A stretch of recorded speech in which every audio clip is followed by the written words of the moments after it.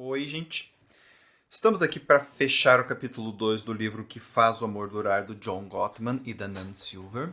E eu vou trabalhar com vocês hoje o motel barato para amantes, ou seja, o caminho da eterna infelicidade, certo? É bem bacana isso daqui. É um overview do processo de traição. Mais tarde ele vai se aprofundar nessas coisas aqui, vai explicar melhor. Mas isso daqui já dá, assim, gente, muito pano pra manga. O bacana de você ler os livros do John Gottman é que, assim, às vezes ele pega e escreve um parágrafo, e aí você para naquele parágrafo e fala, caramba, quanta coisa tem aqui, né? Você pode ficar muito tempo, às vezes, em pouco conteúdo, porque o conteúdo dele é muito denso. E ele pega as coisas, assim, tiradas da realidade mesmo. Ou seja, ele não fala de uma coisa muito abstrata. Ele fala do dia a dia. O cara brigou porque a mulher chegou viu que a louça estava na pia. Né? Isso é dia a dia. E ele fala sobre isso. Né? Então é muito bacana os livros dele por causa disso. Então, todos os casais caem na caixa má em algum momento. No entanto, apenas alguns deles permanecem nela por tanto tempo que acabam absorvidos por um estado de negatividade que chama de motel barato. Tá? Alguns casais se torturam com ataques altos e barulhentos. Outros mergulham em pensamentos e sentimentos negativos. Independentemente do estilo de conflito, esses casais problemáticos sempre dizem que odeiam discutir. Sentem-se tristes e péssimos com isso. Não há recompensa para eles, porém não conseguem parar. Analisando as interações desses casais infelizes, encontrei duas características que me ajudam a explicar a armadilha. Quando um casal aterriza na caixa má, pelo menos um dos dois membros pode ficar muito sensível fisicamente à hostilidade. Venho usando o termo transbordar para descrever essa resposta física. Quando comparamos as leituras das respostas biológicas de um casal, os homens tendem a demonstrar mais picos dramáticos no estresse físico quando estão irritados. Isso acontece porque o corpo não talha a reação de acordo com o tipo de ameaça. Um homem é capaz de se rebelar como se estivesse enfrentando uma besta feroz em vez de uma namorada com raiva. O transbordamento é fatal aos relacionamentos. A natureza extrema da resposta do corpo quase impele o pensamento racional. Em uma variação do que os psicólogos chamam de visão de túnel, os olhos e ouvidos se focam apenas em sinais potenciais de aviso ou em rotas de fuga. Tá? Então, o que é esse transbordamento do qual ele fala? Dentro de uma discussão onde os dois caem em algo negativo, chega um momento em que um ou os dois, em que a emoção negativa, vamos dizer assim, a emoção e o pensamento negativo tomam conta, grosso modo. Ou seja, a pessoa só consegue pensar, relembrar e imaginar para o futuro coisas negativas com aquela pessoa. Todas as memórias ruins são acessadas. No momento em que ele está vivendo com ela, qualquer coisa é interpretada de forma negativa. E quando essa pessoa olha para o futuro com essa pessoa, quando eu olho para o meu futuro com você, por exemplo, eu só consigo ver coisas ruins. Então o que acontece? Todos os meus tempos emocionais, todos os meus tempos, presente, passado e futuro, com você se tornam negativos. Então existe um fechamento completo em relação ao cônjuge. Entende? Isto é muito difícil. Este é um momento que é muito complicado. Tá? E aqui a gente tem o tal do transbordamento, porque daí a coisa é óbvio. Isso não é isso acontecer uma vez.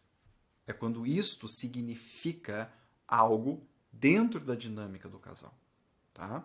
Agora, óbvio, isso acontece uma, duas, três, quatro. Todas as vezes que o casal tem discussões, isso acontece com um e ou com o outro ou com os dois. Tá? Aí vai dar problema. E rapidinho. Tá? A maioria dos terapeutas não conhece essas descobertas em relação ao transbordamento. Portanto, pede ao membro aflito do casal que expresse empatia pelo outro. O que ele ou ela não consegue fazer naquele momento. E isso apenas piora o sofrimento do casal. Dependendo da circunstância, uma pessoa que transborda pode escolher confrontar o outro ou recusar-se a comunicar. O que eu chamo de obstrução. Então, ou eu ataco, te ataco, te agrido, te xingo, te desvalorizo, ou eu me recuso a falar. Você me faz uma pergunta e eu olho para você e não digo nada. Viro e saio. Simples assim. Né? Você me faz uma pergunta importante e eu olho para você e saio. Eu não falo nem A, nem B, nem sim, nem não, nem quero ou não quero falar. Eu simplesmente saio. Obstrução. Tá? Óbvio, tem níveis e níveis de obstrução, mas esse é um nível deles. Né? Uma tendência de transbordar durante as discussões faz com que os reparos não sejam eficazes para acalmar os ânimos. Ou seja, no vídeo anterior eu falei sobre reparos, de forma breve, e os reparos são coisas importantes. Aumentou o nível de tensão. Eu, por exemplo, posso fazer uma piada, né? Ou posso pegar na mão da pessoa e dizer que a amo. E isso dá uma baixada no nível de tensão. Estamos falando de transbordamento, não tem reparo. Você pode fazer o que você quiser, o outro continua naquele estado emocional negativo. Né? E ou agredindo ou se obstruindo. Por que apenas alguns casais vivenciam esse transbordamento e o fracasso dos reparos? Talvez alguns homens sejam biologicamente mais vulneráveis ao transbordamento do que outros. Mas na maioria dos casos, o culpado invisível é a dinâmica entre o casal, principalmente o déficit da afinação. Apesar dos psicólogos atribuírem diversos sentidos à palavra, defino o termo em relacionamentos adultos como o desejo e habilidade de compreender e respeitar o mundo interior de seu cônjuge. A afinação oferece uma base de construção e revigoramento da confiança em um relacionamento de compromisso duradouro. Quando esse elemento é escasso, os membros do casal não demonstram compreensão quanto à vida interior um do outro, nem comunicam essa consciência de maneira a dar apoio. Que nem eu falei, não é uma briga, não é um transbordamento que vai causar o problema, que vai acabar com toda a relação. É a dinâmica. E qual o fator primordial dentro da dinâmica? A confiança. Tá? E a confiança tem a ver com isso que ele acabou de dizer aqui. A afinação. Eu desejo, eu quero estar bem com você. Eu quero que a nossa relação esteja bem. Eu não quero olhar só para eu. Eu quero olhar para eu quero olhar para você e eu quero olhar para o que nos faz bem. E aqui uma coisa que eu sempre falo, que é assim, eu mais eu é diferente de nós. Porque eu mais eu pode significar eu versus você. Eu mais eu pode significar você para me servir. Ou eu para servir você.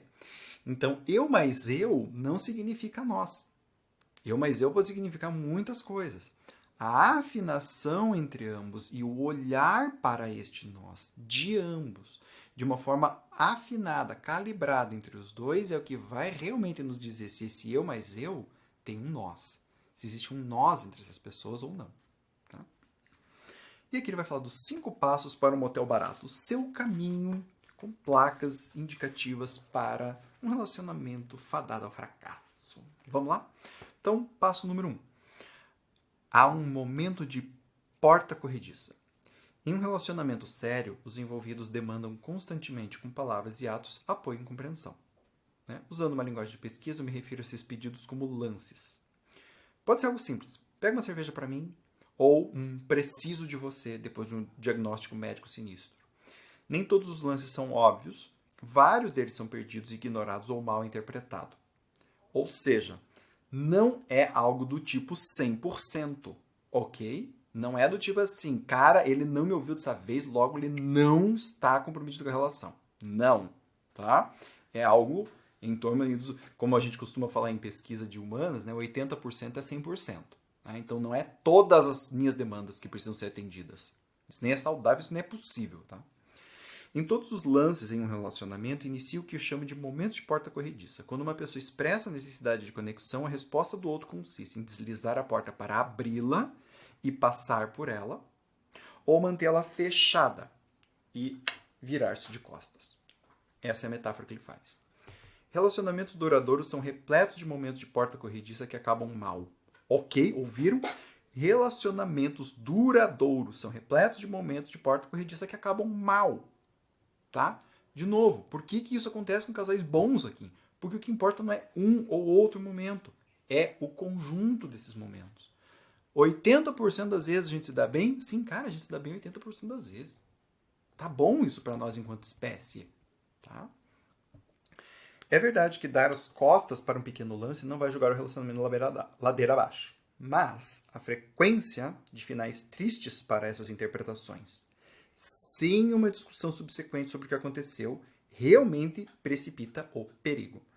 Com o tempo, um cônjuge ou outro começa a perguntar: será que eu venho em primeiro lugar? Ou outra pessoa? Ou outra coisa importa mais? Meu cônjuge é egoísta? Posso arriscar e continuar a confiar?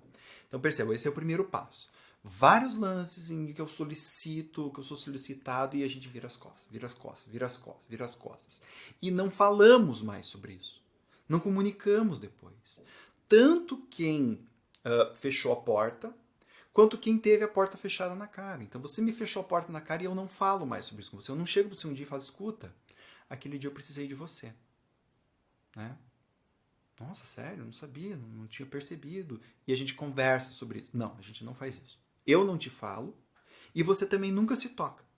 Tá? Ou quando se toca, não vem falar comigo. Então aqui a gente está fechando várias vezes a porta. E isso começa a levar esses pensamentos. Mas escuta, que P que eu estou fazendo aqui? Tá? Passo 2. Ocorre um incidente lamentável. Como consequência de dar as costas em um momento de porta corrediça, o conflito é ativado. Vocês notam uma expressão de mágoa ou de acusação no rosto do outro e sabem que de alguma forma acabaram de fazer besteira. Né? Tipo cachorro. Fez merda. Se o parceiro ofensor reconhece o que aconteceu e aceita a responsabilidade sobre as ações, a fissura pode ser reparada. Se em vez disso o outro se afasta, a dor e a raiva causam o que eu chamo de incidente lamentável. Uma erupção de conflito que se torna uma parte deplorável da história do relacionamento. Cada incidente lamentável fere um pouco da confiança mútua dos membros do casal. É comum que as circunstâncias que levam ao incidente lamentável não sejam bem definidas. Tá? Então qualquer coisa pode ser isso. E notem, isso não vai acontecer, não é a coisa de uma coisa. Dentro de uma dinâmica acontece um incidente lamentável. E daqui a pouco acontece de novo. E daqui a pouco acontece de novo. Opa, aqui o bicho está pegando. E aí isso daqui se torna um marcos. Ou seja, da próxima vez que eu e você formos brigar, qual vai ser a primeira coisa que minha cabeça vai lembrar? Deste incidente lamentável. Ela não vai me lembrar das vezes em que você me apoiou, ela vai lembrar disto. E aí pensa, você está discutindo com alguém e começa a lembrar das vezes que essa pessoa sacaneou você? Você vai se abrir ou você vai se fechar mais ainda? Vai se tornar agressivo ou compreensivo? Estão entendendo a dinâmica? Novamente, eventos ocasionais como esse não arruinam um relacionamento. No entanto, um padrão de virar-se as costas, seguido de uma incapacidade de reconhecer e reparar a fissura, aproxima muito o casal do motel barato. Tá? Então, por exemplo, você me virou as costas no momento que eu estava precisando, eu fui lá conversar com você sobre isso, pra gente se acertar, e você virou as costas de novo. Falei: quem para de ser viado, parece uma mulher chorando, vai embora, meu. Tá? E eu já ouvi isso em relacionamentos, né? Então, virou as costas de novo. E aí, daqui a pouco, eu me fecho e começo a me perguntar: será que vale a pena? E daqui a pouco, você vem me pedir uma coisa e eu falo: mas pera lá, essa pessoa aqui não faz nada por mim, por que eu vou ajudar ela? E aqui a gente começa a criar o caminho para o motel barato. O efeito Zeigarnik. Tá? Em ação. O que é este efeito? Nós lembramos melhor dos eventos que não completamos do que os eventos que completamos. Entre cônjuges, discussões que terminam com confissões, emendas e uma compreensão mais profunda um do outro tendem a ser esquecidas logo, apesar de deixarem como legado um relacionamento mais forte e mais duradouro. Contudo, quando um momento de porta corrediça leva a um incidente lamentável que não é discutido, a ferida permanece acessível em nossa memória ativa. E graças a esse tal efeito Zeigarnik, a gente lembra disto quando tem uma nova discussão. Olha a nhaca se formando. Tá? Passo 4. O exagero do sentimento negativo se instala. Quando um padrão de confiança debilitada se desenvolve, os companheiros começam a sentir que o relacionamento se esvaziou. Não se sentem mais como amigos. Cada vez mais enxergam-se sob uma luz negativa. Robert Weiss o psicólogo emérito da Universidade do Oregon cunhou o termo exagero do sentimento negativo. Sob a influência desse fenômeno, as pessoas tendem a perceber eventos neutros e até mesmo positivos como se fossem negativos. Tá entendendo? Então, tipo assim... É claro que ele veio me dar um presente depois de tudo que ele me fez. Entenderam? É claro que ela tá toda afável hoje. Filha da mãe que nem ela é, todo dia me enchendo o saco, pelo menos isso ela tem que me dar. Então, nem aquilo que é positivo chega para o outro como algo negativo. Até aquilo que é positivo é visto, é interpretado como algo negativo. Tá? Então, aqui, a desconfiança está num nível tal em que a gente olha para o outro e sente algo negativo o tempo todo, e não algo positivo. Tá entendendo? Um sinal comum desse fenômeno é uma tendência de perceber comentários inofensivos ou neutros como negativos. Tá? Que foi o que eu acabei de dizer. Os casais felizes são suscetíveis ao exagero do sentimento positivo. Percebem os autos neutros do outro de maneira positiva e não levam emoções negativas do cônjuge de maneira pessoal. Exageros negativos reforçam a crença de que o outro não foi apenas descuidado em uma dada situação, mas que também é uma pessoa egoísta. Então eu começo a avaliar o eu do outro. Se um dos cônjuges ou os dois acabam reescrevendo suas memórias do relacionamento com uma inclinação persistentemente negativa, isso é um anúncio da morte do amor, que a gente vai falar no capítulo 12. Desligar isto, depois que começa, é um desafio, porque as circunstâncias não são preto no branco. Haverá momentos em que a suspeita é justificável, o outro está de fato sendo egoísta.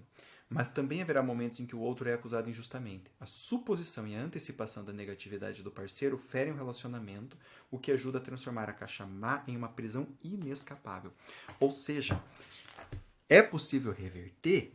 É possível reverter. Porém, contudo, todavia, o buraco mais embaixo. Porque eu já não estou mais te vendo como uma pessoa legal. Eu estou te vendo como um monstro que veio aqui para me sacanear. E eu não quero ser sacaneado de novo por você ser um monstro. Então, aqui, quando o eu do outro já mudou dentro da nossa mente, a gente tem um cenário muito difícil. Tá? Não é que é impossível, mas é muito difícil. E, às vezes, isto é corroborado por um comportamento concreto do outro. Ou seja, houve, por exemplo, uma traição de fato.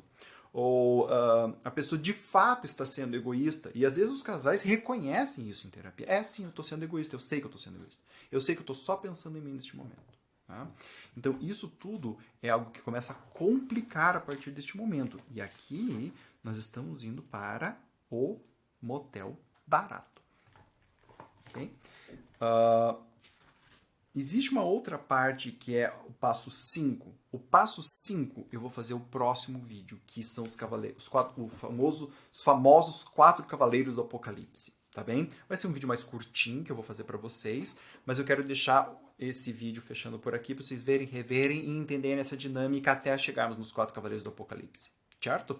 Então, um beijo grande para vocês e até o próximo vídeo. Tchau, tchau.